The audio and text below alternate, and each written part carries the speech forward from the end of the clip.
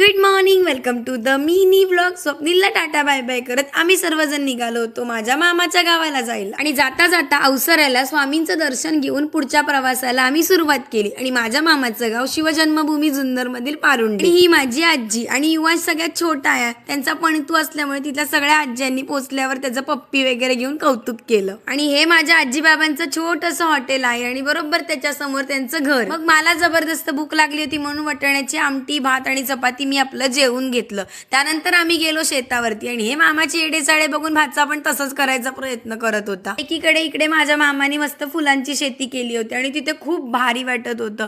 मग तिथे आम्ही मस्त छान छान फोटो वगैरे काढून घेतले. फुलांच्या बाजूला जोड म्हणून मामाने इथे मिरच्या लावल्या होत्या. त्या मिरच्या सगळ्या सुकून गेल्या तर मम्मी त्या काढत होती जेणेकरून त्याचा अजून सुकवून मसाला तरी बनेल. आणि दुसरीकडे इथे माझ्या लेकाला वाटत होतं झाडांना पाणी जरा कमी पडले म्हणून त्याचं झाडाला पाणी घालायचं काम. आणि फुलांच्या मधोमध मामाने इथे मस्त मेथी पण लावली होती. मग माझ्यासाठी मी आपली थोडीशी उपटून सुद्धा. आणि ही बाबांची घोडी, ही घोडी इतकी जुनी आहे की मी स्वतः 5-6 वर्षाची असल्यापासून या घोडीला बघ. घरी गेल्यावर एकीकडे मम्मीने मस्त चिकनचा रस्सा बनवला आणि आजी ते लोक काही जण खात नाही म्हणून आजीने हॉटेलमध्ये त्यांच्यासाठी वांग्याचं कालवण म्हणलं माझाही थोडासा हातभार लागावा म्हणून मी आपल्या चपात्या लाटून. आजीने आम्हाला हे फळ खायला दिलं होतं आणि ते मस्त आंबट गोड वगैरे होतं. त्याला काहीतरी आंबोशी वगैरे म्हणतात. तुमच्याकडे काय म्हणतात ते मला कमेंटमध्ये नक्की सांगा. नंतर रात्री गावात जबरदस्त थंडी वगैरे पडायला लागली. मग मी आपलं जाऊन जॅकेट घालून घेतलं आणि पहिले जाऊन जेवायला बसले. जेवण झाल्यावर अंथरूण वगैरे टाकून झोपायला घेतलं तर इकडे मम्मीची मामी आणि आत्या त्यांना आपले व्लॉग दाखवले तर ते मस्त व्लॉग बघत बसल्या होत्या.